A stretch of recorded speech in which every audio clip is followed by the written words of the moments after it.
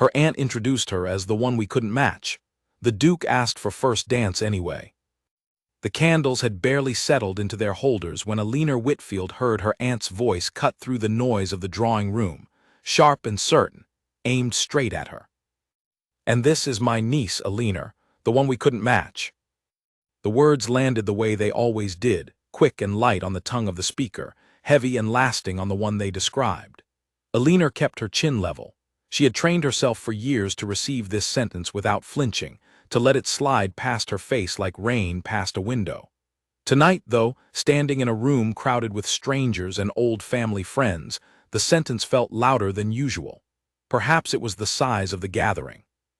Perhaps it was the fact that everyone within 10 steps turned, just for a moment, to look at her. She was 23 years old, unmarried, and according to her Aunt Beatrice, a puzzle nobody in the county had managed to solve. 3 seasons of introductions, 3 seasons of careful pairings arranged over tea and gossip, and not one match had taken hold. Her cousins had married. Her younger sister was engaged. Alina remained exactly where she had always been, standing slightly to the side, listening more than speaking, watching more than dancing. It was not that no one had ever asked for her hand. 2 men had, in fact, over the years, and both times her aunt had quietly steered the arrangement elsewhere, deciding, without ever quite saying so, that neither man was good enough, rich enough, or interesting enough to be worth the trouble. Alina had stopped asking why. She had learned that her aunt's plans moved like weather, arriving and leaving on their own schedule, and there was little use standing in the rain and shouting at the sky. Tonight's gathering was smaller than most, a private evening hosted by a family friend before the larger ball that would take place at the end of the week. Alina had come because refusing would have caused more comment than attending. She wore a pale green gown that her aunt had chosen for her sister first, and only handed down to Alina when the color proved wrong against her sister's hair. It suited Alina better anyway, though no one had said so out loud. She found a chair near the window, half hidden behind a tall arrangement of white flowers, and allowed herself to disappear into the evening the way she always did. From this seat, she could watch the room without being watched in return. She noticed things other people missed: the servant who kept glancing anxiously at the clock, worried about a delayed course; the young man in the corner who had clearly borrowed his coat from an older, heavier brother; the way 2 matrons exchanged a look across the room that promised gossip before the night was through. Alina had always noticed things. It was, in its own quiet way, the one part of her life that belonged entirely to her. She kept a small notebook at home, filled with sketches of plants from the garden and notes about which ones thrived in shade and which needed full sun. It was not a fashionable interest. It was not the kind of thing that made a young woman desirable at a ball. But it was hers, and on nights like this one, she found comfort in thinking about the ordered, patient world of roots and leaves instead of the noisy, uncertain world of introductions and matchmaking. "You are hiding again," said a voice beside her. Alina turned to find her cousin Louisa settling into the neighboring chair, fan already moving despite the coolness of the room. Louisa was one of the few people in the family who spoke to Alina as though she were an actual person, rather than a problem to be solved. "I am resting," Alina said. "There is a difference." "There is no difference at all, and you know it."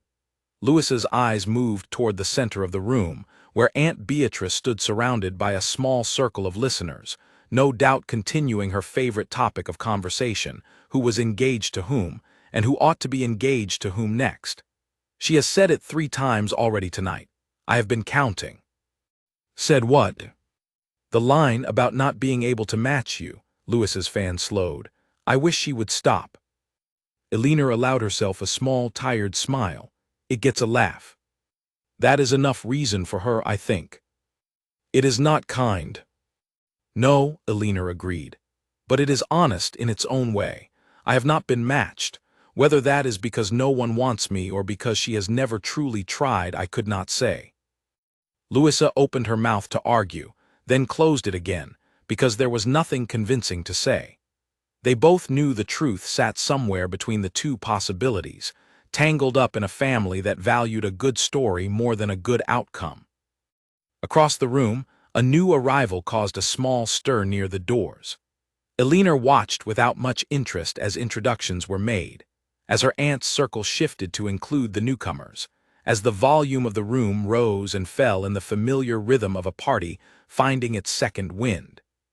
She was thinking about the roses in the garden at home, about whether the frost would come early this year, when Louis's hand closed suddenly around her wrist. "Elinor, look." "At what?" "The invitation came for you too, didn't it? For the ball at Ashcombe House." "It came for the whole family. Why?" Louisa did not answer right away. Her gaze was fixed on the doorway, where a servant had just announced, in the careful formal tone reserved for people of real consequence, the arrival of a name that made half the room straighten in their seats. "Because," Louisa said slowly, "I believe the Duke of Ashcombe does not usually attend small evenings like this one. And he has just walked through that door." Elinor followed her cousin's gaze, expecting to feel the same ripple of excitement that seemed to be moving through the rest of the room. Instead, she felt only a distant curiosity, the kind she might feel toward an unfamiliar bird that had landed briefly in the garden before flying on to somewhere more interesting. Dukes, in her limited experience, were mostly names attached to large houses and larger fortunes, discussed at length by women like her aunt and rarely encountered in person, and even more rarely worth the fuss when they were. He was tall, she noticed, taller than most of the other men in the room, and he moved through the crowd with an ease that suggested he was used to being watched without particularly enjoying it. His dark coat was well made but not showy. He greeted his host with a warmth that seemed genuine rather than performed, which surprised her slightly. She had expected, without quite admitting it to herself, someone colder. "He is looking this way," Louisa whispered. "He is looking at the room. That is different from looking this way." "Elinor." "What?" "He is still looking this way." Elinor resisted the urge to turn her head and check, mostly out of pride, and partly because she suspected Louisa was simply excited by the presence of a title, and would have said the same thing regardless of where the Duke's eyes had actually gone. She busied herself instead with smoothing a fold in her skirt, a habit she fell into whenever she wanted her hands to have something to do besides betray her nerves. Across the room, her aunt had noticed the new arrival too, and within moments Aunt Beatrice was making her way toward him with the particular determined grace of a woman who considered every duke, married or not, a worthy subject of her attention. Elinor watched the exchange from a distance, the bow, the introductions, the practiced laughter, and felt a familiar tightness settle into her shoulders. She knew what usually came next. Her aunt would work her way, eventually, toward introducing the family, cousin by cousin, niece by niece, ending, as she always did, with Elinor and the sentence that had become as familiar as her own name. She hoped for once that the room was too crowded, the evening too short, for her aunt to reach that particular joke before the night was through. She was wrong. It took perhaps 20 minutes. 20 minutes of watching her aunt guide the Duke through a slow circle of introductions, presenting cousins and daughters and nieces like items laid out for inspection at a shop counter, each one accompanied by a small, flattering remark about accomplishments or beauty or charm. Elinor watched it happen the way she might watch weather rolling in from a distance, aware of what was coming and powerless to stop it. When her aunt finally arrived at the chair by the window, Elinor rose out of simple politeness, smoothing her skirt one last time, arranging her face into the calm, unreadable expression she had perfected over 3 long seasons. "And this," her aunt said, her voice carrying easily across the small space, warm with the particular fondness people reserve for a joke they have told many times before, "is my niece, Elinor, the one we couldn't match." There it was. The familiar words, delivered with a small laugh, meant to be charming, meant to disarm, meant, Elinor suspected, to explain away, in advance, why this particular niece remained unattached while all the others had found their places. A few nearby guests smiled politely. One woman gave a soft, sympathetic laugh, as though Elinor were a puppy that had failed to learn a trick.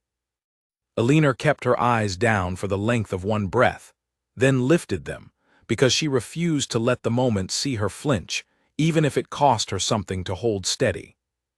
The Duke of Ashcombe did not laugh. He looked at her the way one might look at a locked door someone had just claimed, wrongly, could not be opened, with a flicker of interest rather than dismissal. His expression did not soften into pity, and it did not shift into the polite, empty amusement the joke usually earned. Instead, something in his face grew quietly attentive, as though her aunt had just handed him a puzzle rather than a punchline. "Miss Whitfield," he said, and his voice was steady, unhurried, the kind of voice that did not need to raise itself to be heard. "I find that a strange thing to say about a person standing right in front of you." The room around them did not go silent, not exactly, but several nearby conversations seemed to falter, caught by the unexpected turn. Aunt Beatrice's smile flickered, just slightly, uncertain now of the shape this exchange was taking. "It is only in fun, Your Grace," she said quickly. "Eleanor knows we mean no harm by it." "I am sure she does," the Duke said, though his eyes had not left Eleanor's face. "Even so, I have heard many introductions tonight describing many accomplishments. This is the first one that described a person by what she had not become, rather than by what she was." Eleanor did not know what to say. No one, in 3 years of introductions, had ever paused long enough to notice the difference. "Perhaps," the Duke went on, and there was something almost like humor in his voice now, though his expression remained composed, "someone ought to ask Miss Whitfield to dance, and find out for themselves whether the matching was truly so impossible." Aunt Beatrice's laugh this time was thin, caught somewhere between delight at the attention and confusion at where it had landed. "I am sure any gentleman would be fortunate." "Then I will be that gentleman," the Duke said, and turned fully toward Eleanor, as though her aunt had already left the conversation entirely. "If Miss Whitfield is willing." For a long moment Eleanor simply stared at him, certain she had misheard, certain this was some strange joke she had not yet understood the shape of. Around her, the room had gone properly quiet now. Every nearby face turned toward the window seat, toward the niece nobody could match and the Duke who had just, without any warning at all, asked for her hand. She began and stopped, because her voice had come out smaller than she intended. "You do not have to decide this instant," the Duke said, and for the first time something gentler crossed his face, something that softened the formality of his earlier words. "But I would ask you to consider it. I find I would very much like to know the answer myself." Eleanor glanced past him just once to her aunt's face, which had gone through several expressions in the space of a few seconds, and had not yet settled on one. Then she looked at Louisa, whose fan had stopped moving entirely, her mouth slightly open. Then she looked back at the Duke, who waited, patient and unhurried, as though the entire crowded room around them had simply ceased to exist. She thought of every season she had spent standing near a window, watching other women dance while her aunt explained her away in a single practice sentence. She thought of the notebook at home, full of quiet, careful observations that no one had ever asked to see. She thought, briefly and strangely, of the roses that would need pruning before the frost came, and how odd it was that her mind reached for something so ordinary in a moment that felt anything but. "Yes," she said, and her voice this time did not waver. "I would like that." The Duke's expression eased into something that was almost, though not quite, a smile. He offered his arm, and Eleanor, aware of every eye in the room fixed upon her, aware of her aunt standing frozen a few steps away with a sentence she had not finished, aware that the evening had just turned into something entirely different from what she had expected when she chose her seat by the window, placed her hand upon his sleeve. As they walked toward the center of the room, where the musicians were only now beginning to notice the shift in the crowd and reaching for their instruments, Eleanor caught one last glimpse of her aunt's face. It was not anger she saw there, and it was not even embarrassment. It was something closer to astonishment, the expression of a woman watching a joke she had told 100 times suddenly refuse to behave the way a joke was supposed to behave. For the first time in 3 long seasons, Eleanor Whitfield walked toward the center of a ballroom floor, and the room, for once, was not watching her with pity. It was watching her with something else entirely, and she found, to her own quiet surprise, that she did not mind being watched at all. The carriage ride home was silent in a way Alina had never experienced within her own family. Usually the trip back from any gathering was filled with her aunt's commentary. Who had worn what? Who had said what? Which young man had looked too long at which young woman? Tonight, Aunt Beatrice sat with her hands folded tightly in her lap, staring out the window at the passing dark, and said nothing at all until the carriage turned onto the drive of their own house. "He asked you to dance," she said finally, as though repeating the fact might help her understand it. "The Duke of Ashcombe asked you to dance." "Yes," Alina said. "After I introduced you as—" Her aunt stopped herself, perhaps realizing, for the first time in 3 years, exactly how the words sounded when spoken back in the quiet of a closed carriage rather than the noise of a crowded room. "As the one you couldn't match," Alina finished for her, without heat, though the words no longer felt quite as heavy leaving her own mouth as they usually did. Her aunt did not answer. She turned back to the window, and Alina watched her profile in the dim light, wondering if this was the closest thing to an apology she would ever receive. By the time they reached the house, word had somehow already traveled ahead of them. Servants moved faster than carriages when there was news worth carrying, and Alina found her sister waiting at the top of the stairs, still in her dressing gown, eyes wide with questions she could barely hold back long enough to let Alina remove her cloak. "Is it true?" her sister Charlotte asked. "Louis's maid told our housekeeper, who told me that the Duke of Ashcombe himself asked you to dance." "It is true," Alina said, too tired to soften the answer into something smaller. "And you danced with him?" "The whole set." "The whole set." Alina allowed herself a small, private smile at the memory, one she was not yet ready to explain to anyone, not even her sister. The dance itself had been unremarkable in its steps, the same figures she had performed at every ball for 3 years, but the conversation that had moved alongside those steps had been unlike anything she had experienced before. He had asked her plainly what she thought of the evening, and when she had given the polite, expected answer, he had simply waited, watching her with those same steady, attentive eyes, until she gave him a truer one instead. She did not tell Charlotte about the roses. She did not tell her about the notebook, or the frost, or the strange, unexpected way the Duke had listened to her talk about ordinary things as though they were the most interesting subject in the room. Some things, she decided, standing in the hallway with her sister's eager face waiting for details, were worth keeping for herself a little longer. The household did not settle that night. By morning, the story had already found its way to the kitchen, the stables, and Alina suspected, though she could not prove it, half the houses on the street. Her aunt, who had spent the carriage ride in stunned silence, woke the next day entirely transformed, moving through the house with the brisk, purposeful energy of a general who had just discovered an unexpected advantage on the battlefield. "We have 4 days before the ball at Ashcombe House," Aunt Beatrice announced over breakfast, as though this fact had not existed the day before. 4 days. It is not enough time, but it will have to be." "Enough time for what?" Alina asked, though she suspected she already knew the answer. "For everything." Her aunt set down her teacup with a decisiveness that rattled the saucer. "Alina, you cannot arrive at that ball wearing something borrowed from your sister's rejected choices. Not now. Not when the Duke himself may be watching for you." "He may not be watching for me at all," Alina said, though even as she spoke the words, she found she did not quite believe them. "One dance does not promise anything, Aunt. He was simply being kind." "Dukes are not simply kind," her aunt said flatly. "Dukes are careful. Everything a man like that does, he does on purpose. If he danced with you in front of half the county, he meant for half the county to see it." Alina turned this thought over slowly as she finished her tea, unsure whether it comforted her or unsettled her further. She had spent 3 seasons being introduced as a problem no one could solve. She was not entirely certain she knew how to be looked at as anything else. The days that followed passed in a blur of activity, unlike anything Alina had known in her aunt's house.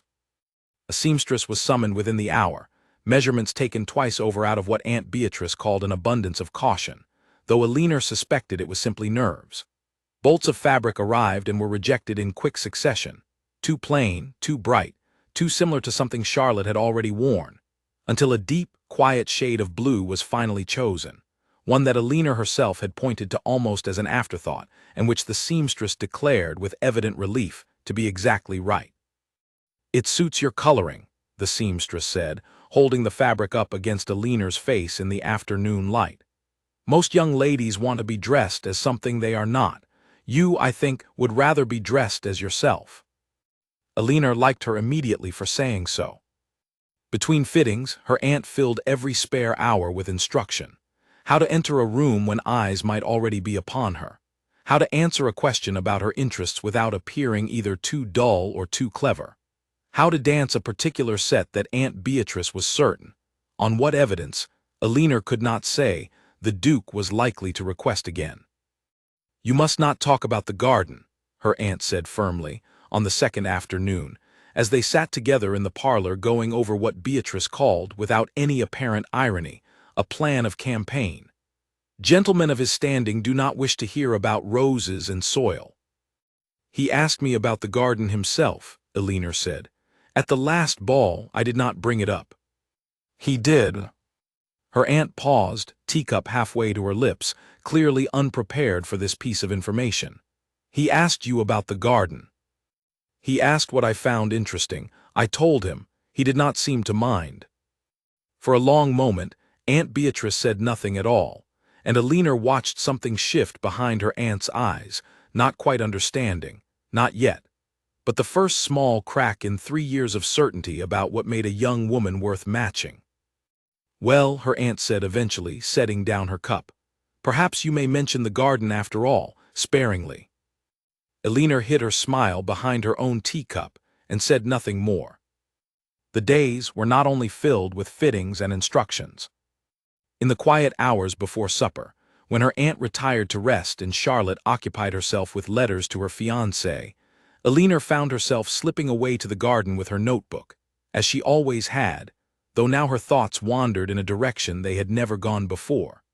She caught herself, more than once, wondering what the Duke would think of the particular way the late roses had held on past their season, stubborn and a little wild at the edges. She wondered if he would find that interesting, or if she was building an entire imagined conversation out of nothing more than a single dance and a handful of polite questions. She told herself, firmly, not to hope for too much. Hope, in her experience, tended to arrive dressed as excitement and leave dressed as disappointment, and she had grown wary of the exchange. And yet, on the third evening, a letter arrived at the house, addressed not to Aunt Beatrice, as most correspondence concerning the family's social affairs usually was, but to Alina herself. The handwriting was unfamiliar, upright and controlled, the kind of hand that suggested a person who did nothing carelessly. Alina's fingers trembled slightly as she broke the seal, aware of her aunt watching from across the room with poorly disguised curiosity. The letter was brief. It thanked her for the pleasure of the previous evening's conversation, expressed a hope that the coming ball would offer another opportunity for the same, and closed with a single line that Alina read 3 times before she trusted herself to understand it correctly. "I confess I have thought more than once about your roses, and wondered whether the late-blooming ones survived the week's cold nights." She did not show the letter to her aunt. She folded it carefully and placed it in the drawer where she kept her notebook, and for the rest of the evening she could not quite keep herself from smiling at nothing in particular. A small, private happiness that she was not yet ready to explain to anyone, though she suspected, from the knowing look her sister gave her at supper, that she had not hidden it quite as well as she believed. By the 4th day, the household had reached a state of controlled chaos that Alina had never witnessed before and hoped never to witness again. The blue gown was finished and hung, waiting, in her room like a promise not yet kept. Her aunt had rehearsed no fewer than 3 separate versions of how the family ought to enter the ballroom, each one more elaborate than the last, until Alina finally suggested, gently, that perhaps simply walking through the door would suffice. "You do not understand how these things work," her aunt said, not unkindly, folding a length of ribbon for the third time that afternoon. "I understand better than you think," Elinor said quietly. "I have watched them work or fail to work for 3 years. I know what it feels like to walk into a room and be introduced as a problem. I would like just once to walk into a room and simply be a person." Her aunt's hands stilled on the ribbon. For a long moment she did not speak, and when she finally did, her voice had lost some of its usual brisk certainty. "I never meant it unkindly," she said. "The saying, I thought it charming." "I know," Elinor said, and found, to her own surprise, that she meant it. But it was not charming to hear, not after the first season, perhaps not ever. Her aunt studied her for a long moment, something uncertain and unfamiliar moving across her face. "I will not say it again," she said finally. "Whatever happens at this ball, I will not say it again." It was not quite an apology, not in so many words, but Elinor understood it as the closest thing her aunt was capable of offering, and she accepted it as such, with a small nod and a quiet thank you that seemed to settle something between them that had been unsettled for a very long time. That night, alone in her room with the blue gown hanging nearby and the letter tucked safely in her drawer, Elinor allowed herself, for the first time in 3 years, to imagine a version of her future that did not involve standing quietly near a window while the world danced around her. She did not yet know what the ball would bring. She did not know whether the Duke's interest would prove as lasting as it currently felt, or whether it would fade the way so many promising beginnings had faded before, dissolved by rumor or family expectation or simple change of heart. But she knew, lying awake and listening to the wind move through the garden below her window, that something in her had already shifted. She had spent 3 seasons being told, gently and then not so gently, that she was the one thing no one could solve. For the first time, she found she did not need anyone to solve her at all. She only needed, she thought, someone willing to ask the right questions and wait patiently for honest answers. Whether that someone would be waiting for her at Ashcombe House in 2 days' time, she could not yet say for certain. But she found, drifting slowly toward sleep, that she was no longer afraid to find out. Ashcombe House rose out of the evening mist like something built by people who had never once worried about the cost of stone, or the number of windows a building required. Elinor had heard descriptions of it for years, second-hand accounts from cousins and neighbors who had been fortunate enough to receive an invitation, but nothing had prepared her for the actual sight of it. The long avenue of trees leading up to the entrance, each one lit with small lanterns that turned the whole approach into a river of gold. The towering front steps, wide enough for a dozen carriages to unload at once without any sense of crowding. The enormous doors, thrown open to release warm light and music into the cool autumn air. "Try not to stare," Charlotte whispered beside her, though her own eyes were doing exactly that. "I am not staring," Elinor said. "I am observing." "There is a difference." Her sister laughed softly, and even Aunt Beatrice, seated across from them in the carriage, allowed herself the smallest smile, the first sign of nervous excitement she had shown all evening despite 4 days of relentless preparation. The carriage came to a stop, and Elinor felt her stomach tighten as a footman opened the door and offered his hand to help her down. She smoothed the skirt of her blue gown out of habit, though there was nothing to smooth. The seamstress's work was flawless, the fabric falling in soft, easy folds that made her feel, for once, entirely comfortable in her own skin rather than dressed up as someone else's idea of what she ought to be. Inside, the ballroom was even grander than the entrance had promised. Enormous chandeliers hung overhead, their light multiplied 100 times over by tall mirrors set along the walls, so that the whole room seemed to glow from every direction at once. Musicians occupied a raised platform at the far end, already playing something light and welcoming, while guests moved through the space in slow, glittering currents, greeting old friends, making new introductions, filling the air with a low, constant hum of conversation and laughter. Elinor had attended enough balls to know how quickly this kind of grandeur could feel suffocating, how easily a room like this could swallow a person whole and leave them standing invisible at its edges. But tonight, walking beside her aunt and sister through the wide double doors, she felt something different settle over her. Not quite confidence, not yet, but something close to it. A quiet certainty that she belonged in this room as much as anyone else did, whether or not the Duke of Ashcombe ever crossed her path again. "There," Aunt Beatrice murmured, her eyes scanning the crowd with the practiced efficiency of a woman who had spent decades reading a ballroom the way a sailor read the sea. "Lord and Lady Fenwick by the far column.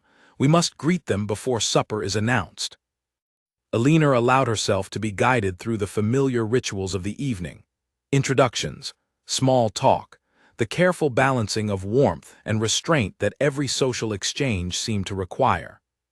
She kept half her attention on the conversations in front of her and the other half, despite her best efforts, scanning the room for a face she had thought of more than she cared to admit over the past 4 days. She did not see him at first. The crowd was too large, the room too full of unfamiliar faces, and for nearly an hour Elinor began to wonder whether the events of the previous evening had been some strange, isolated moment that would not repeat itself here, in the Duke's own home, surrounded by his own guests and his own obligations. It was during a brief pause between dances, while Elinor stood near the edge of the room catching her breath after a set with a pleasant but unremarkable young gentleman named Frederick, that she noticed a change in the air around her. A subtle shift in the way nearby conversations quieted, the way heads turned, slowly and almost without meaning to, toward the same point across the room. She followed their gazes and found him there, near the entrance to an adjoining room, deep in conversation with an older gentleman she did not recognize. He looked, if anything, even more composed than he had at the smaller gathering days before, dressed in dark formal clothes that suited the grandeur of his own home, his expression polite but faintly distant, the look of a man performing a duty he had performed many times before. Then he glanced up, as though some instinct had told him exactly where to look, and found her across the crowded room. Elinor felt her breath catch, foolishly, at the simple fact of being seen. He did not smile, not in any way a stranger watching might have noticed, but something in his posture changed, some small easing of the formal distance he had been holding a moment before. He said something brief to the gentleman beside him, then began making his way across the room, unhurried but unmistakably purposeful, while half the guests between them turned to watch his progress with open curiosity. "Miss Whitfield." His voice, when he reached her, was quieter than it had been at the previous gathering, meant for her alone rather than for the benefit of an audience. "I wondered if you would come."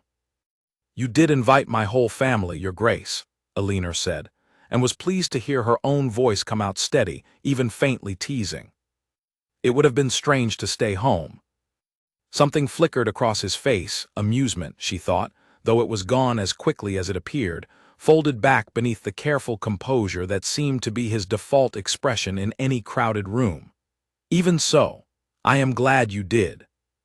"The garden," she said before she could stop herself, "the late roses survived the cold nights. Barely. I expect they will not last much longer, but they held on longer than I thought they would."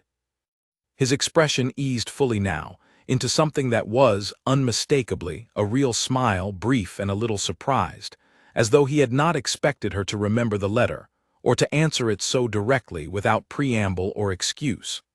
"I am glad to hear it." Stubborn things, apparently, roses that refuse to give up before their time. "They are not so different from people, I think," Elinor said. "The ones that survive longest are rarely the ones anyone expected to." He studied her for a moment, and Elinor had the distinct sense of being truly looked at, the way she had felt during their dance days before, not measured against some list of qualities a wife ought to possess, but simply seen, plainly and without pretense, as a person worth paying attention to. "Would you do me the honor of the first dance again?" he asked. "Or is that presuming too much twice in 1 week?" "I do not think it is presuming at all," Elinor said, "though I suspect half this room will have questions about it by morning." "Let them," the Duke said simply, and offered his arm. As they made their way toward the center of the floor, Elinor caught sight of her aunt across the room, standing frozen mid-conversation with Lady Fenwick, her mouth slightly open, clearly having witnessed the entire exchange from a distance. Beside her, Charlotte was practically vibrating with excitement, one hand pressed to her mouth to hold back what was almost certainly a delighted gasp. Elinor did not have time to dwell on their reactions, because the musicians had begun a new set, and the Duke's hand had settled, warm and steady, at her waist, and the whole crowded, glittering room seemed to fall away into something smaller and quieter than its actual size. They did not speak much during the first figures of the dance. The steps required too much attention for conversation, weaving between other couples, turning and returning in the familiar patterns Elinor had performed dozens of times before without ever once feeling the way she felt now, aware of every point of contact, every small exchange of glances, as the dance brought them together and apart and together again. "You did not answer my question properly," the Duke said, during a slower turn that allowed for a moment of actual conversation. "At the last gathering, I asked what you thought of the evening and you gave me the answer everyone gives. It was only later, when I asked what you found interesting, that you told me the truth." "I did not think anyone wanted the truth," Elinor admitted. "It is not usually welcome in rooms like this one." "I want it," he said, simply and without hesitation. "I find I have very little patience left for polite answers that mean nothing. I hear a great many of them in my position. It grows tiresome." Elinor considered this as the dance carried them apart briefly, then back together. "Then I will tell you the truth now. I think this room is beautiful, and I think most of the people in it are enjoying themselves honestly. And I think I have spent 3 years standing at the edge of rooms very much like this one, waiting for something to change, without ever quite believing it would." "And has it changed?" "I do not know yet," Elinor said honestly. "It is only one evening. I have learned not to trust one evening too quickly." The Duke's expression grew thoughtful, and for a moment Elinor worried she had spoken too plainly, that her honesty had tipped over into something closer to complaint, something a man of his standing might find tiresome rather than refreshing. But when he spoke again, his voice held no trace of offense, only a kind of quiet consideration she had not expected. "That seems a wise policy," he said, "though I hope, in time, I might give you reason to trust more than one evening." Before Elinor could find an answer to that, the dance drew to its close, the final figures bringing them to a stop facing one another as the musicians finished their piece, and the room erupted into the polite applause that always followed a well-performed set.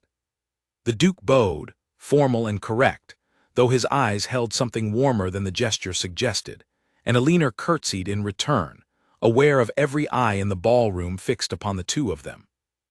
"Might I bring you something to drink?" he asked, offering his arm once more. "And perhaps, if you are willing, a few minutes of conversation somewhere quieter than the middle of a crowded floor." Elinor glanced once toward her aunt, who gave the smallest, most encouraging nod Elinor had ever seen cross the older woman's face, and then looked back at the Duke, at the steady, patient expression waiting for her answer. "I would like that very much," she said, and took his arm. They had walked no more than a few steps toward the edge of the room, toward a quieter alcove where a handful of chairs sat arranged near a tall window overlooking the moonlit garden, when a voice cut across their path, bright and pointed in a way that made Elinor's shoulders tense before she even turned to see who had spoken. "Julian." The voice belonged to a young woman in a gown of deep gold, standing with 2 companions near a nearby column, her smile aimed at the Duke with the easy familiarity of someone who had known him a long time. "You must introduce me properly. I do not believe we have met." Elinor felt the Duke's arm go very slightly stiff beneath her hand, though his expression, when she glanced up at him, remained perfectly composed. "Lady Margaret," he said, with a politeness that gave away nothing at all. "Allow me to introduce Miss Elinor Whitfield."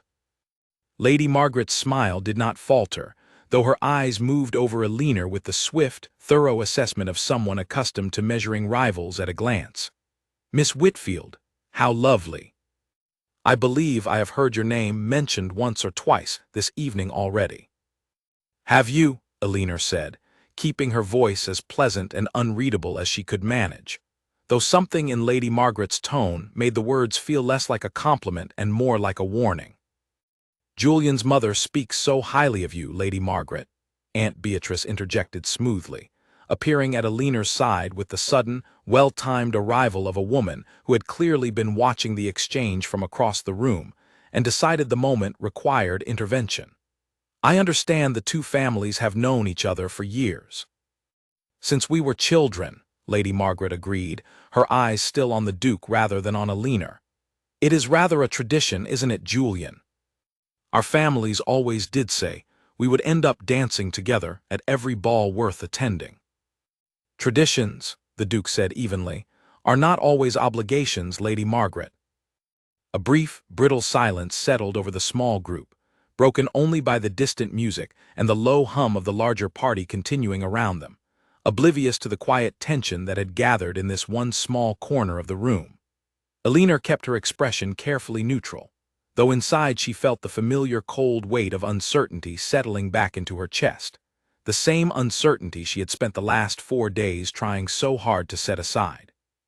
She had wondered, more than once during the preparations for this evening, whether the Duke's attention would prove as steady as it had first appeared, or whether it would bend, eventually, beneath the weight of family expectation and old, comfortable arrangements. Watching Lady Margaret's confident smile, watching the easy familiarity in the way she said his name, Alina understood, with sudden clarity, that tonight might be the evening she found out which one was true. "If you will excuse us," the Duke said, turning back toward Alina with a small, apologetic tilt of his head, "I believe I promised Miss Whitfield a quieter conversation." Lady Margaret's smile thinned just slightly before smoothing back into place. "Of course. I would not dream of keeping you." As the Duke guided Alina away, toward the alcove by the window, Alina could feel Lady Margaret's eyes following them across the room, and she understood, without needing to be told, that whatever had begun between herself and the Duke of Ashcombe would not go uncontested. Somewhere beneath the golden light and the music and the easy warmth of the evening, a quieter, more complicated story was beginning to take shape, and Alina was not yet certain how it would end. The alcove by the window was quieter than the rest of the ballroom, tucked just far enough from the dance floor that the music softened into something gentler, a background hum rather than an insistent rhythm. Below, through the tall glass, Alina could see the moonlit shapes of Ashcombe's famous gardens, hedges trimmed into careful geometric shapes, a fountain catching the silver light in slow, steady arcs. "I am sorry for that," the Duke said, once they had settled into the 2 chairs set near the window, a small table between them holding 2 glasses of wine neither of them had yet touched. "Lady Margaret does not usually announce her opinions quite so publicly. I suspect the crowd tonight brought out the worst of her instincts." "You need not apologize on her behalf," Alina said, "though I confess I am curious. She spoke as though there were some understanding between your families." The Duke was quiet for a moment, turning the stem of his wine glass slowly between his fingers, his gaze fixed somewhere on the middle distance rather than on Alina's face. "There was once, or rather there was an expectation, which is not quite the same thing, though our mothers have spent years pretending otherwise. Lady Margaret and I have known each other since childhood. Our estates share a border. It was always assumed, by everyone except the 2 of us, that we would eventually marry." "And what did the 2 of you assume?" "I assumed nothing at all for a long time, because I did not think about it much either way." He looked up, finally, meeting Alina's eyes with the same steady directness she had noticed the very first evening they met. "Lady Margaret, I believe, assumed a great deal. I am not certain when the difference between our 2 assumptions became a problem, but it has been a problem for some time now." "That sounds difficult," Alina said carefully, unsure how much honesty the moment could hold, though something in his manner encouraged her to keep asking rather than retreat into polite silence. "It is manageable most days."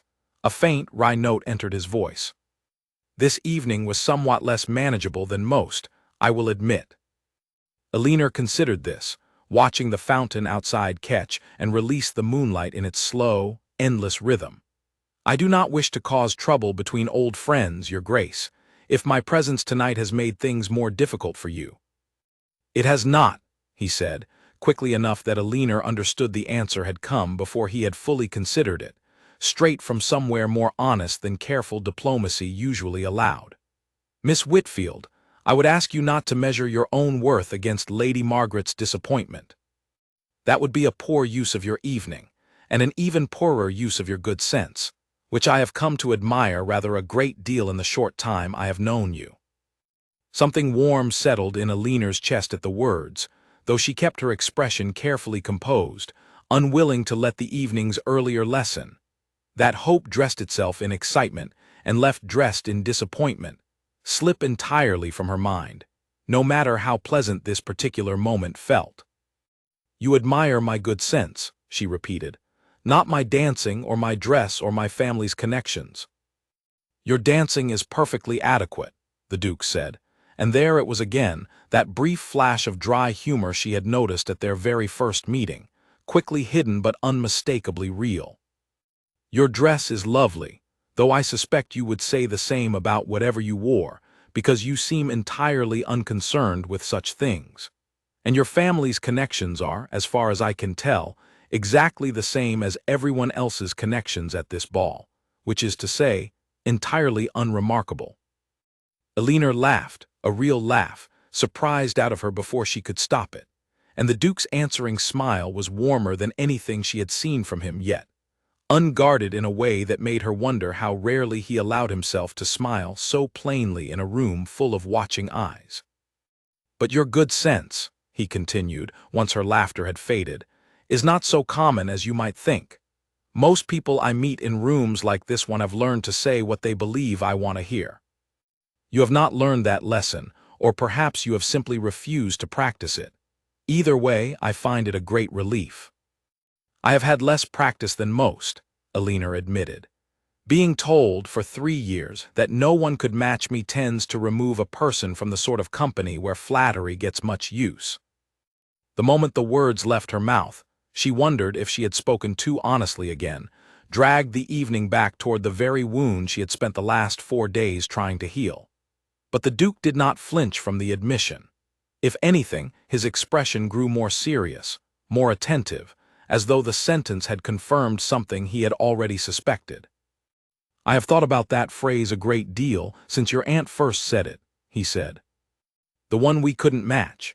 I confess it struck me as a strange thing to say about a person, as though a match were something imposed from outside rather than something discovered between two people who actually took the trouble to know one another." "That is precisely how it has always felt to me," Alina said quietly.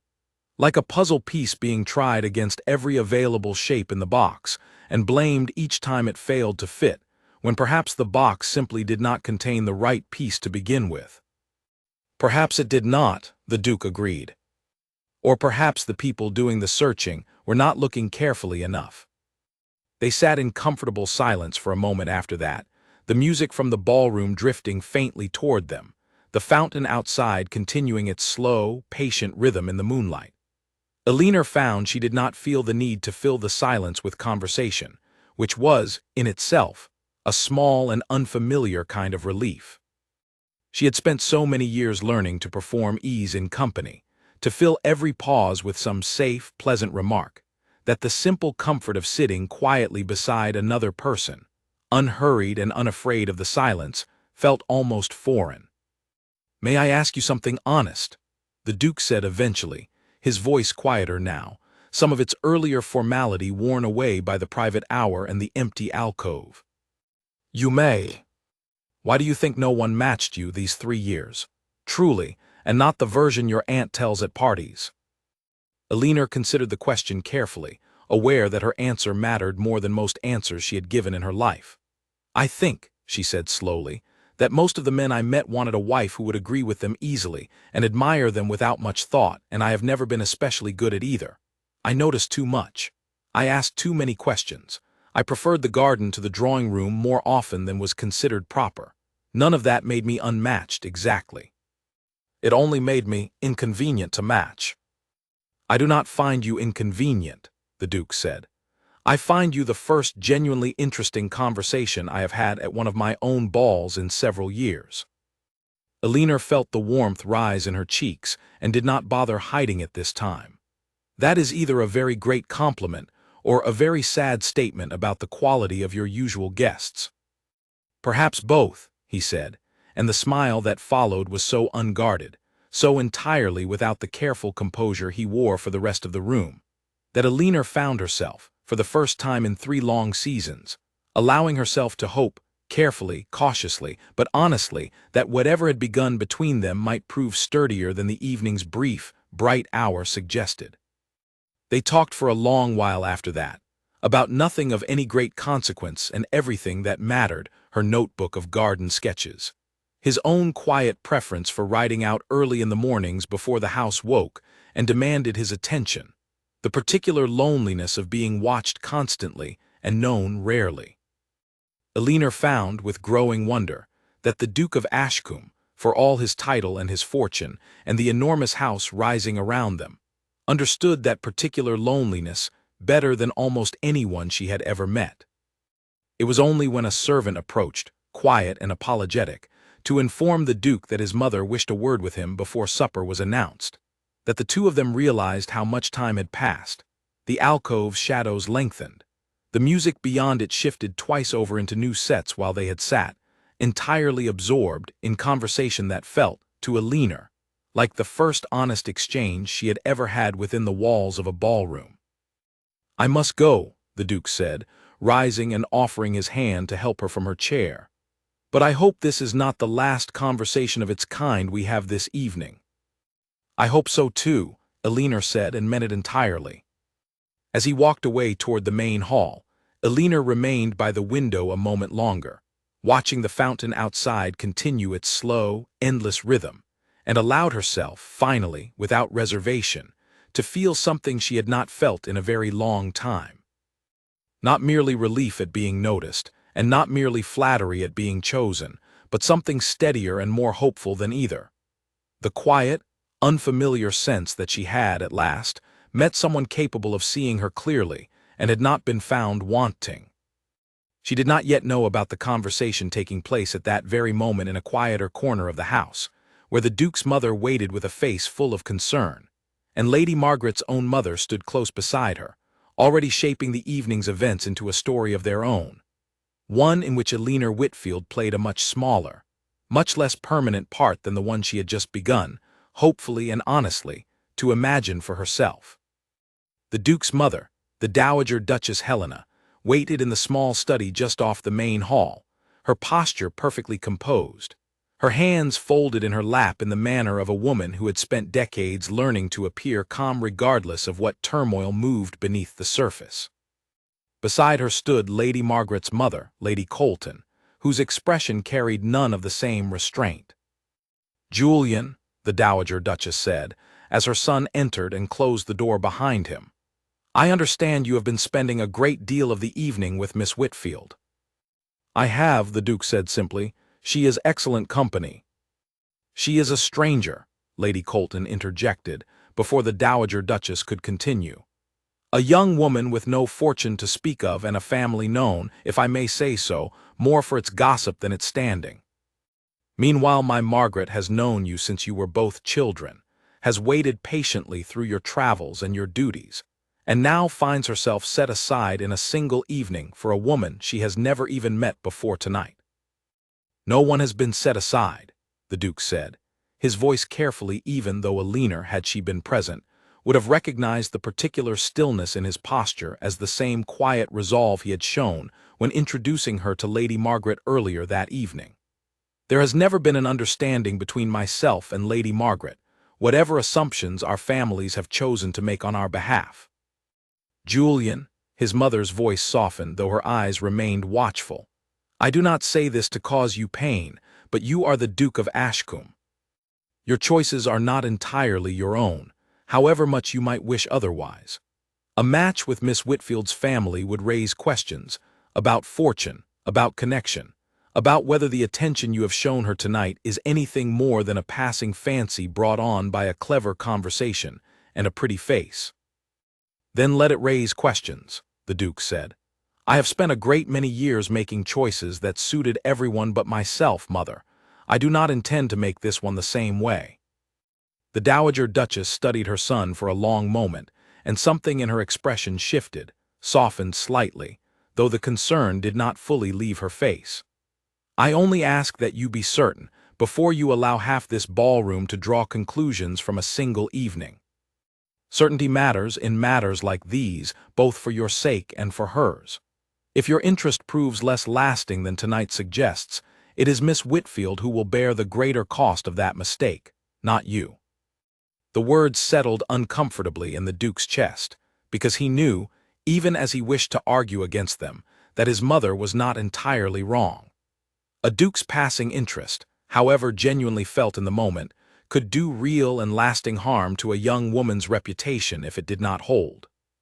He thought of Elinor sitting quietly by the window, speaking honestly about roses and loneliness, and the particular ache of being called unmatched for 3 long years, and found that the thought of causing her further harm, however unintentionally, sat far heavier on him than any question of fortune or family standing ever could. "I understand the risk," he said finally. "I do not take it lightly." Lady Colton, who had listened to this exchange with growing impatience, was not so easily satisfied. "And what am I meant to tell my daughter?" "That she has spent years waiting for an understanding that never existed, only to watch it disappear in favor of a stranger's clever conversation." "You may tell her the truth," the Duke said, not unkindly, though there was no give in his voice either. "That I have never made her any promise I did not intend to keep, and that I intend to keep none now that I have not made." Lady Colton's expression tightened, and she left the study without another word, her silk skirts rustling sharply against the floor as she went. The Dowager Duchess remained a moment longer, watching her son with an expression that had shifted, somewhere in the course of the conversation, from concern into something closer to reluctant respect. "You have changed since your father's time," she said quietly. "He would have made the safe choice, whatever his heart preferred." "I know," the Duke said. "I have watched what that choice cost him every day of his life. I do not intend to repeat it." His mother said nothing further, only nodded once slowly, and left him alone in the study with his thoughts. He remained there a moment longer, gathering himself before returning to the ballroom, aware that whatever ease and honesty he had found in the alcove with Elinor had already, in the space of a single conversation, become tangled up in the much larger, much more complicated machinery of family expectation and public reputation. He did not regret a single word he had spoken in his mother's defense of Elinor. But he understood, walking back toward the noise and light of the ballroom, that the evening's simplest, happiest hour had already begun to draw the attention of people far less inclined toward kindness than he was. Meanwhile, in a quieter corner of the ballroom, Lady Margaret had found her own audience, a small cluster of friends eager for the details of the evening's unexpected turn. She kept her voice light, her expression carefully arranged into something between amusement and sympathy, though anyone who knew her well would have recognized the sharp edge beneath the performance. "I do not blame him entirely," she said, accepting a glass of wine from a passing servant. "Miss Whitfield is, I am told, quite clever. Gentlemen do enjoy a novelty now and again. I only wonder how long the novelty will last, once the season moves on and the gossip finds someone new to discuss." "You do not think it will last, then?" one of her companions asked.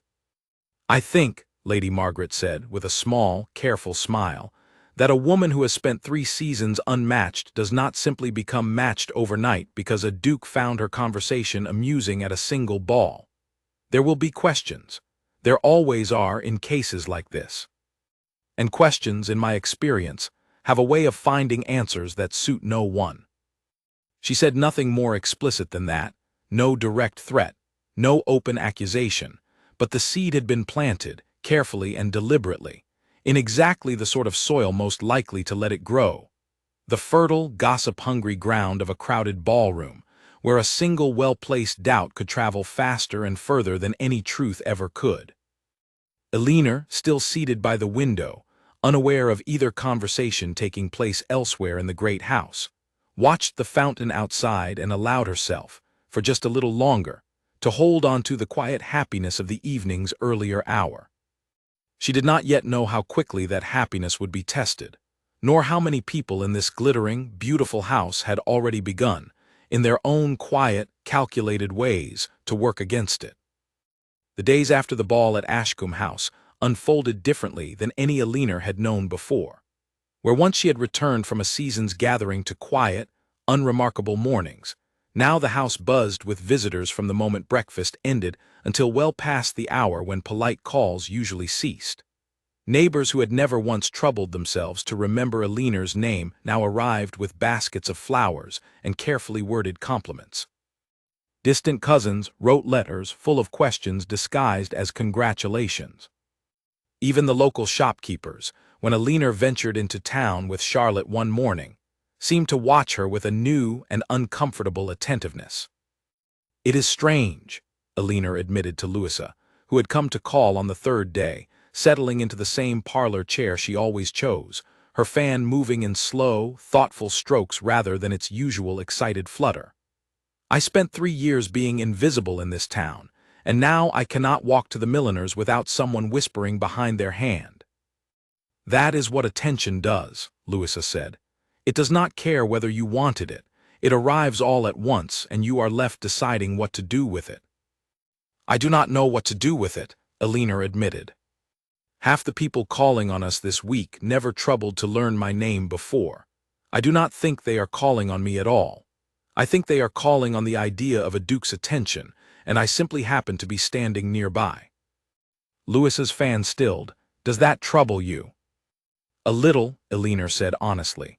"I would rather be liked for myself than for who might, eventually, choose to like me." It was not only the sudden flood of visitors that unsettled her. Beneath the surface of polite calls and congratulatory letters, Alina began to notice a quieter, less friendly undercurrent moving through the town's usual channels of gossip. A remark here, a raised eyebrow there, a conversation that stopped rather abruptly when she entered a shop or a drawing room. She could not say, at first, exactly what was being said about her, only that something was, and that it did not carry the same warmth as the flowers and letters arriving at the front door. It was Charlotte who finally brought her the fuller picture. Returning from an afternoon visit with 2 friends looking troubled in a way she rarely allowed herself to appear in front of Alina. "You ought to know," she said, once the 2 of them were alone in Alina's room, the door closed against any listening ears among the household staff, "that people are saying things about why the Duke has shown such sudden interest in you." "What sort of things?" Charlotte hesitated, twisting the ribbon of her sleeve between nervous fingers. "Some say you have set your cap at his fortune, deliberately, knowing our family's situation is not what it once was. Others say worse, that Aunt Beatrice arranged the whole thing somehow, that the introduction at the first gathering was staged to force his hand out of embarrassment. I do not believe any of it, but I thought you ought to hear it from me rather than from someone crueler." Alina sat very still, absorbing the weight of this news. She had known, in some distant, abstract way, that attention of this kind rarely arrived without cost. She had simply not expected the cost to arrive quite so quickly, or to take quite this particular shape, turning the one honest, unguarded evening of her life into something calculating and false in the retelling. "Where is this coming from?" she asked, though some part of her already suspected the answer. "I could not say for certain," Charlotte admitted. "But my friend Anne mentioned that Lady Margaret has been rather free with her opinions since the ball. Nothing said openly, nothing that could ever be traced back to her directly. Only small remarks, dropped here and there, the sort that spread on their own once they have been planted." Alina thought of the alcove by the window, of Lady Margaret's bright, pointed voice cutting across the ballroom floor, of the careful, unreadable smile she had worn while being introduced. She had sensed, even then, that the woman's easy manner concealed something sharper underneath, though she had not expected the sharpness to move quite so quickly, or quite so quietly, into the wider currents of town gossip. Aunt Beatrice, when informed of the rumors that evening, reacted with a fury Alina had rarely seen from her, though it was tempered, this time, by something Alina recognized with quiet surprise as genuine protectiveness, rather than simple concern for the family's reputation.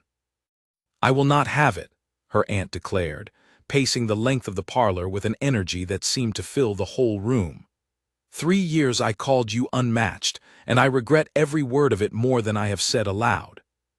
I will not sit quietly now, while half the county invents lies about you simply because a good man had the good sense to notice what I failed to see for far too long. There is little you can do about gossip once it has begun, Aunt," Alina said, more tired than angry, though the words still stung freshly each time she heard them repeated. "It moves faster than any correction ever could." "Then we shall simply have to be patient," her aunt said, "and let the truth outlast the lies. Truth generally does, in my experience, though it rarely feels that way while one is waiting." Alina wanted to believe her, though the waiting proved harder than she expected. Days passed without word from the Duke, and though she told herself, firmly and repeatedly, that a man of his position and obligations could hardly be expected to write every day, the silence began, slowly, to work its way beneath her careful composure. She thought of Lady Margaret's confident, familiar way of saying his name, of the Dowager Duchess's watchful eyes, of everything she did not know about the private conversations taking place within the walls of Ashcombe House, while she herself sat waiting in the quiet of her aunt's parlor, increasingly uncertain of what, exactly, she was waiting for. She occupied herself, as she always had, with the garden, though even there the rumors seemed to follow her. A neighbor, walking past the low garden wall one afternoon, called out a remark about clever young women and wealthy dukes that was clearly meant to be overheard, and Alina found herself retreating indoors earlier than usual, unwilling to give the woman the satisfaction of a visible reaction.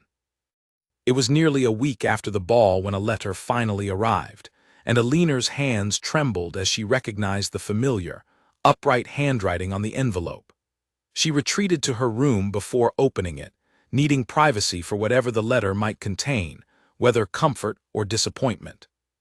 "Miss Whitfield," it began, more formal than his previous letter, and Alina felt her stomach tighten at the shift in tone before she had even reached the second line. "I write to apologize for my long silence. Matters at Ashcombe have required more of my attention this week than I anticipated, and I regret that this has left you without word from me during what I understand has been a difficult few days. I have heard some of what is being said in the town, and I wish to assure you that none of it holds any truth, nor any weight with me. I hope you have not allowed it to trouble you overmuch, though I suspect, knowing what little I already do of your good sense, that you have found it more troubling than you would readily admit. I would like very much to call on you properly, if you are willing to receive me. There are things I would rather say in person than commit to paper, where they might be misread or, worse, intercepted by eyes other than your own. Yours with continued and sincere regard, Julian, Duke of Ashcombe." Alina read the letter twice through before allowing herself to breathe fully again, some of the week's accumulated tension easing, if not entirely, then enough to let her think clearly for the first time in days. He had heard the rumors. He had not believed them. He wished to call on her properly, an act that carried its own quiet significance in a town so eager for gossip. A public statement of sorts that whatever had begun at the ball had not been abandoned in the face of a little difficulty. And yet, folded beneath her relief, a smaller, more cautious voice remained, the same voice that had warned her, all those weeks ago, not to trust a single evening too quickly. A letter and a promised visit were not the same as certainty. Lady Margaret had not disappeared simply because the Duke had written a kind letter. The Dowager Duchess's concerns had not vanished either, whatever her son's private resolve. Alina folded the letter carefully and placed it beside the first, in the drawer that had become, over the past 2 weeks, a quiet record of exactly how uncertain hope could feel, even when it arrived dressed in the kindest possible words. She would see him again, that much at least felt certain. What remained uncertain, what she suspected would remain uncertain for some time yet, was whether the quiet, honest connection they had found in a single alcove by a single window could survive the much louder, much more complicated world waiting for them both beyond it. The Duke arrived 3 days later in the early afternoon, his carriage drawing the attention of every window on the street the moment it turned onto the lane. Alina had spent the morning in a state of restless preparation, changing her mind twice about which gown to wear before settling, finally, on a simple pale yellow that felt more like herself than anything grander might have. She did not want to greet him dressed as someone performing importance. She wanted to greet him as exactly who she was, the same person who had spoken to him honestly about roses and loneliness weeks before. Aunt Beatrice, for once, did not hover. She arranged for tea to be brought to the parlor, instructed the household to allow the two of them a reasonable measure of privacy within the bounds of propriety, and retreated to the far end of the room with Charlotte, close enough to satisfy convention, far enough to allow an actual conversation to take place. "You look well," the Duke said, once he had been shown in and the initial formalities of greeting had passed. "Better than I feared, given what I understand you have endured this past week." "I have managed," Alina said, "though I will admit it has been a difficult sort of managing." "I am sorry for it," he said, and the sincerity in his voice was unmistakable. "I should have called sooner. I let matters at home occupy more of my attention than they deserved, and left you to weather the worst of the gossip alone. That was a poor use of my time, and I regret it." "What matters kept you?" Alina asked, though she suspected, from the careful way he chose his words, that the answer involved more than simple estate business. The Duke was quiet a moment, turning his teacup slowly in his hands before setting it down without drinking from it. "My mother had concerns. Lady Margaret's family had considerably louder concerns. I spent most of the week persuading both parties that my interest in you was not a passing fancy brought on by a single clever conversation, and that I did not intend to be argued out of it simply because it proved inconvenient for old family arrangements." "And did you persuade them?" "My mother mostly," he said. "Lady Colton less so, though I suspect her opinion will matter less over time than she currently believes. Lady Margaret herself I have not yet managed to speak with directly. I understand she has been rather busy this week, in her own way." Alina thought of the careful, pointed remarks that had found their way through town, of Charlotte's troubled face relaying rumors about fortune-hunting and staged introductions, and felt a familiar tightness return to her chest. "I think I know how she has been busy." The Duke's expression grew serious. "I heard what was being said. I want you to know plainly that none of it holds any truth with me. You did not seek this attention, Miss Whitfield. I sought yours quite deliberately, and I do not regret it, whatever inconvenience it has caused either of us." "It has caused a great deal of inconvenience for me," Alina said, more bluntly than she perhaps intended, though something in the week's accumulated strain made honesty feel less like a risk and more like a relief. "I have spent 3 years being called unmatched, and 1 week being called something far worse, and I confess I am tired of being discussed by people who have never troubled themselves to actually know me." "That is fair," the Duke said, without defensiveness, which surprised her. "And I understand if the past week has made you doubt whether any of this is worth the difficulty it has brought you.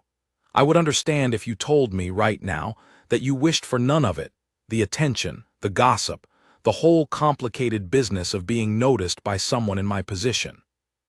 Alina looked at him for a long moment, weighing the question honestly rather than reaching for whatever answer might please him most. She thought of the alcove by the window, of Rose's surviving cold nights, of a conversation that had felt, for one brief evening, like being truly seen for the first time in years. She thought, too, of the quiet ache of standing at the edge of ballrooms for 3 long seasons, waiting for something that never arrived, and of how easily she could return to that same quiet, unremarkable life if she chose to end this now, before it grew any more complicated than it already was. "I do not wish for none of it," she said finally. "I wish the difficulty were smaller. But I do not regret the evening that started it, and I find I am not ready to walk away from it simply because it has proven harder than I expected." Something in the Duke's posture eased, a tension she had not fully noticed until it released. "I am glad to hear it," he said, Because I have thought of very little else these past 2 weeks besides how much I would like this to continue, difficulty and all. They talked for a long while after that, longer than propriety strictly allowed, though Aunt Beatrice, watching from across the room, made no move to interrupt. The Duke told her, more fully than he had before, about his father's own difficult marriage, arranged for convenience rather than affection, and how he had watched it slowly wear away at both his parents until little warmth remained between them by the time his father died. He told her he had promised himself, quietly and privately, that he would not repeat that particular mistake, whatever pressure his position brought to bear against the promise. Elinor told him, in turn, about the 2 proposals she had received and quietly refused over the years, not because either man was cruel, but because neither had ever once asked her a question, and waited, genuinely, for the honest answer. She told him about the notebook, finally, in full, years of sketches and observations that no one had ever asked to see, kept not out of secrecy, but out of the simple, quiet assumption that no one would find them interesting. "I would like to see it," the Duke said, "the notebook, if you are ever willing to share it." "Perhaps," Elinor said, allowing herself a small smile, "when I am certain it will not be shared with the whole county by morning." "I promise you it will not," he said, and something in the steadiness of his voice made Elinor believe him entirely. When the visit finally drew to its natural close, the Duke rising to take his leave with evident reluctance, he paused at the parlor door and turned back toward her, his expression more serious than it had been through most of the conversation. "I intend to make my regard for you known publicly," he said, "properly and beyond any doubt, so that this week's gossip finds nothing further to feed on. I only ask that you trust me a little longer while I arrange it properly.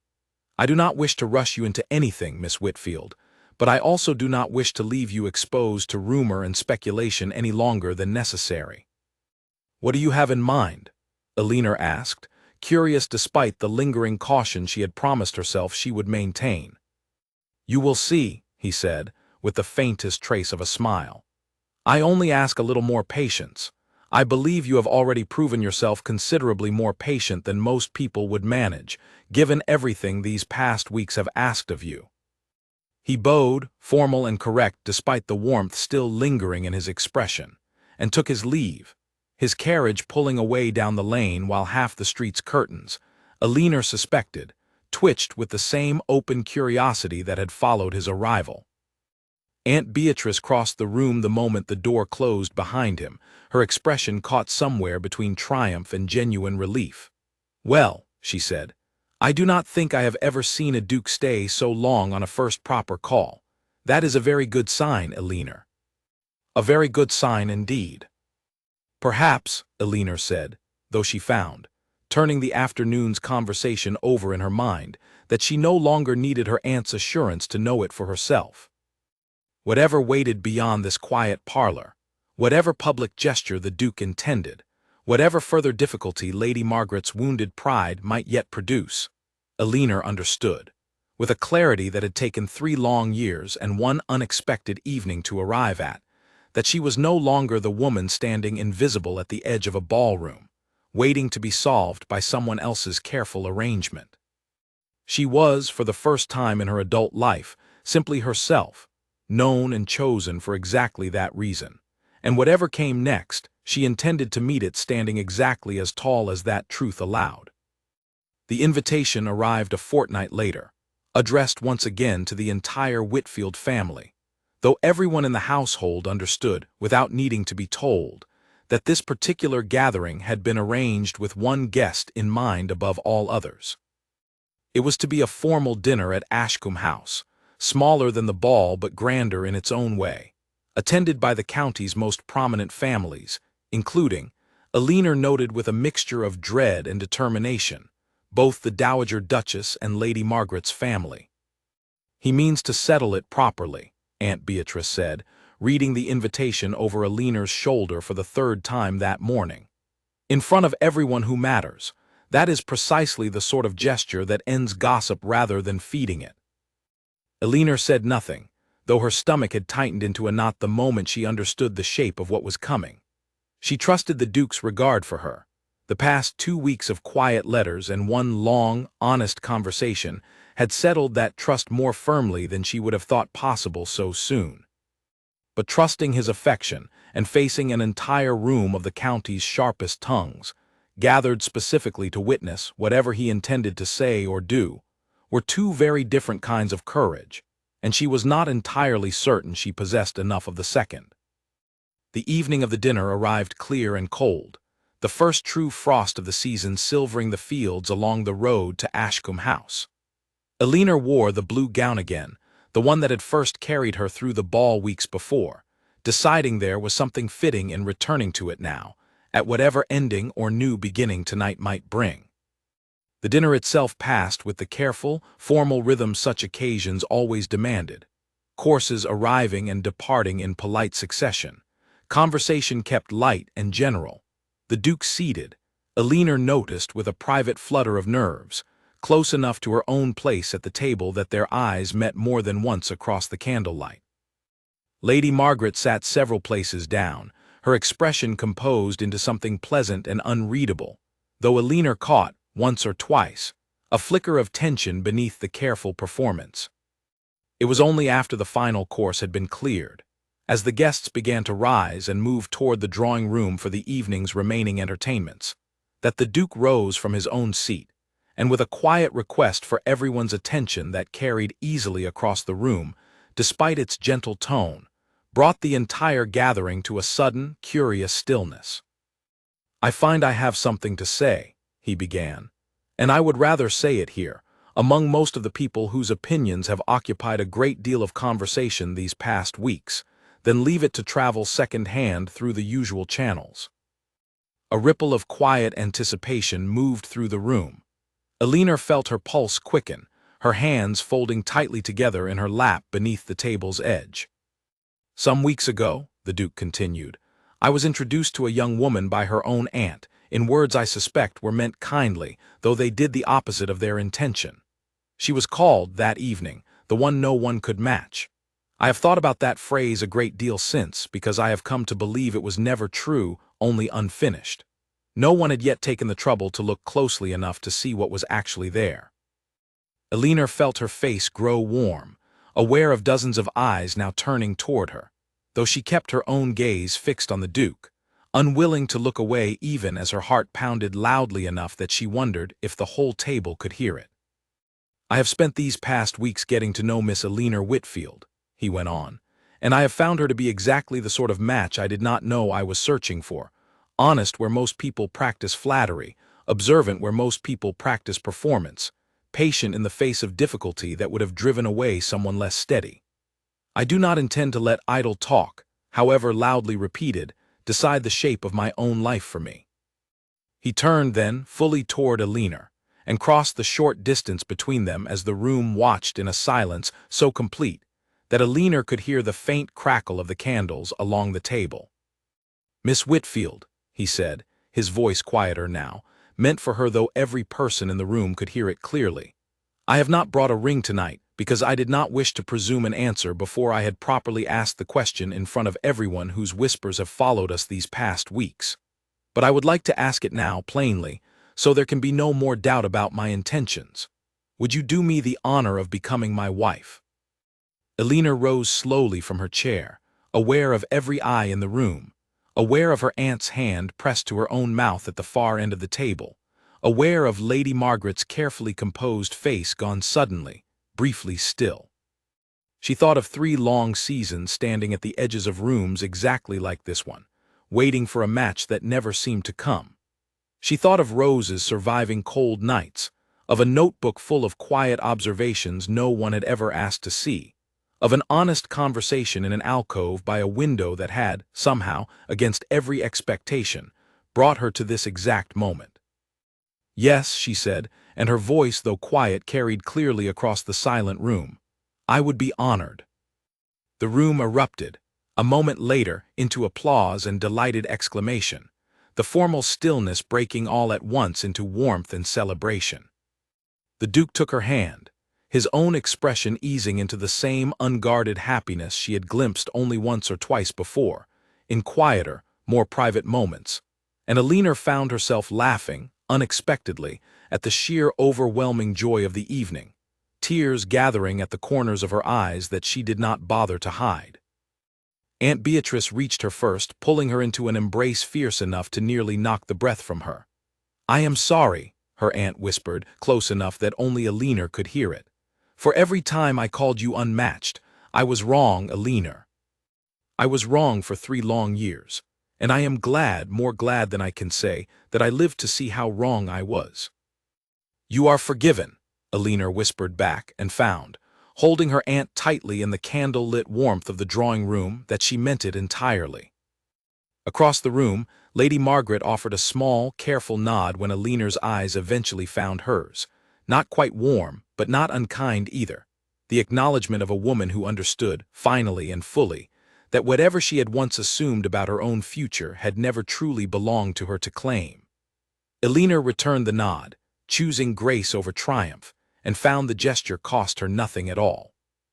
Later that evening, as the celebration continued around them, the Duke drew Alina aside for one quiet moment near the same tall windows, where their first real conversation had taken place weeks before.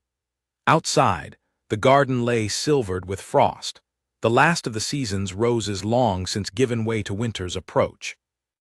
"I believe," he said, taking her hand in his, "that your aunt owes you a great many retellings of that particular introduction, now that its ending has changed so thoroughly." Alina laughed, looking out at the frosted garden, thinking of everything the past weeks had asked of her: patience, honesty, the courage to hope again after 3 long years of learning not to. "Perhaps she will tell it differently from now on," she said. "The one they said could not be matched, until the right person finally took the trouble to look." "I like that version considerably better," the Duke said, and pressed a gentle kiss to her hand, sealing in that small private gesture a promise that would carry them both far beyond the candle-lit warmth of that single remarkable evening, into a future neither of them had dared to imagine only a few short weeks before. News of the engagement traveled through the county faster than any rumor that had come before it, though this time the whispers carried a different tone entirely.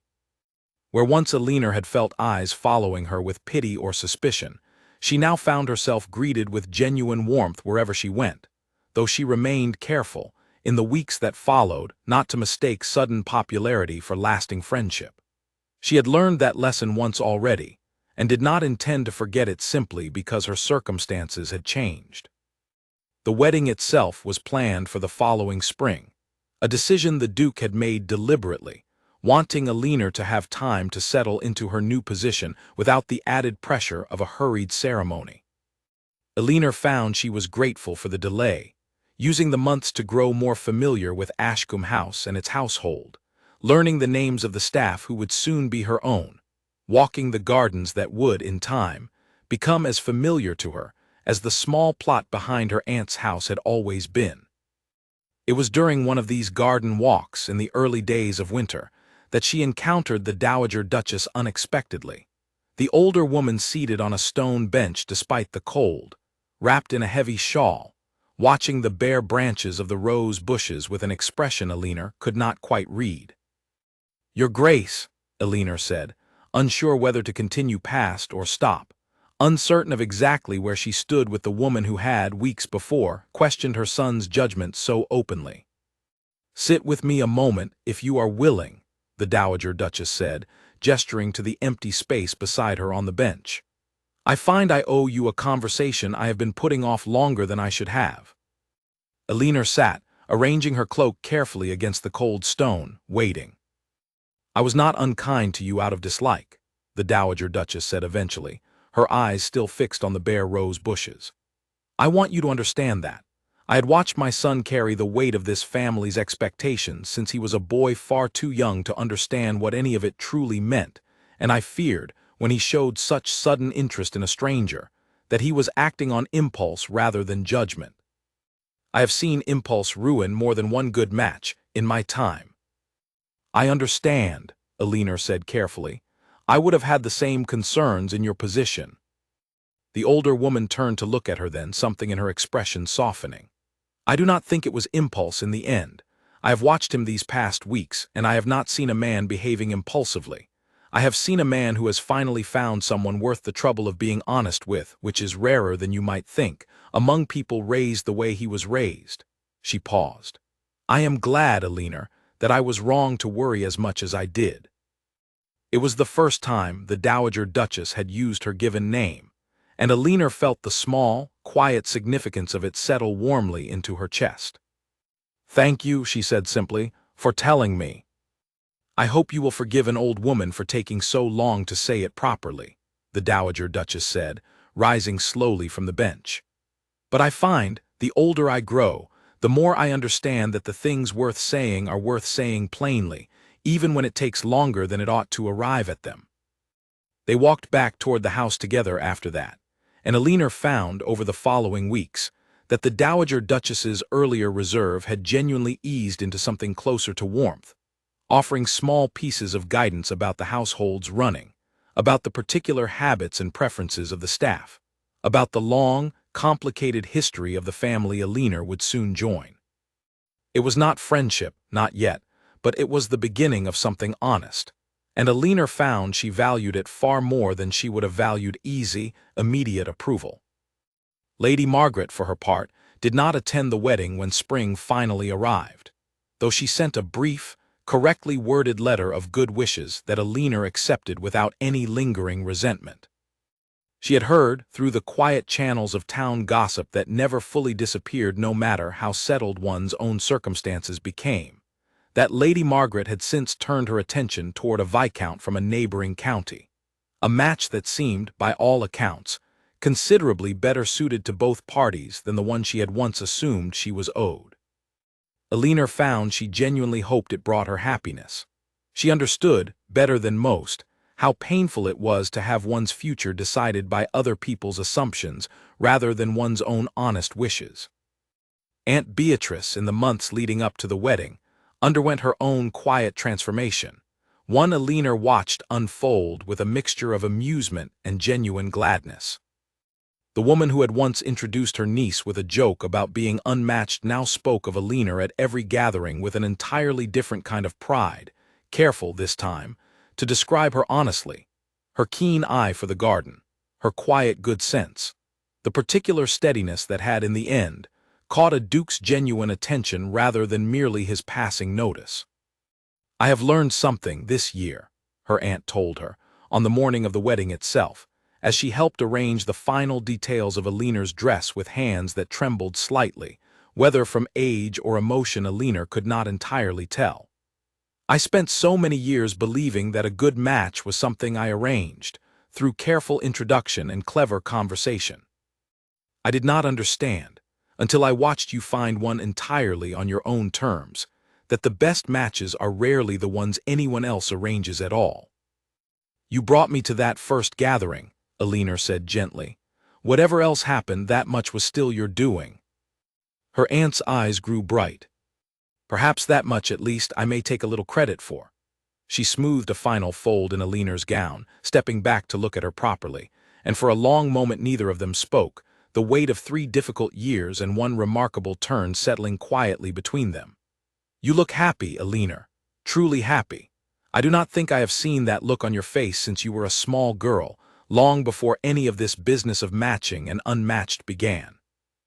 "I am happy," Alina said, and found the words carried none of the careful restraint she had once needed to keep her disappointment hidden through 3 long seasons of introductions that led nowhere. "I did not think I would be, not after everything. But I am."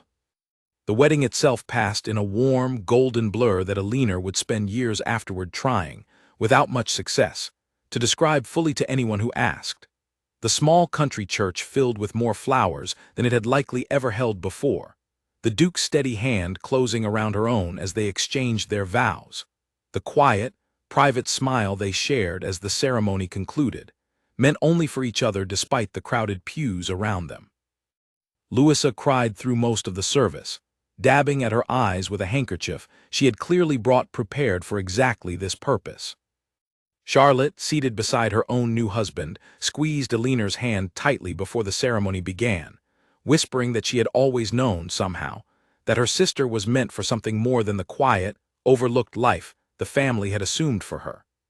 Even the Dowager Duchess, seated in the front pew beside a notably more subdued Lady Colton, allowed herself a small, genuine smile as the vows were spoken.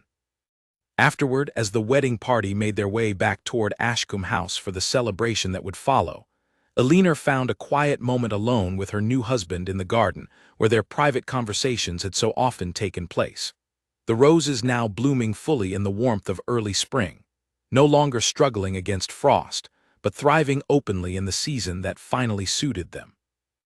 "I have been thinking," the Duke said, drawing her hand through his arm as they walked slowly along the familiar path, "about that first evening and the words your aunt used to introduce you. I find I am grateful for them, strange as that may sound." "Grateful?" Elinor asked, surprised. If she had introduced you the way she introduces you now, with pride and warmth and proper attention to everything remarkable about you, I do not think I would have paused the way I did. It was the strangeness of the phrase that caught my attention first. The wrongness of it, next to the person actually standing in front of me. He glanced at her, something warm and unguarded in his expression. "I have never been more grateful for someone else's mistake." Elinor laughed, looking out over the garden that would, from this day forward, belong as much to her as it did to him, full of roses that had learned, against expectation, to survive even the harshest and most unlikely of seasons. "Perhaps," she said, "it was never truly a mistake at all. Only the beginning of a story that needed time to find its proper ending." "Then I am glad," the Duke said, "that I happened to be standing close enough to hear how it began." They walked on together through the blooming garden, past roses that had weathered frost and doubt, and every quiet, uncertain season in between, toward a future neither of them had dared imagine on the evening a careless introduction had first, unknowingly, brought them together, proof, if either of them had still needed it, that the truest matches were rarely the ones anyone else arranged, and always, in the end, worth every difficult season it took to find them.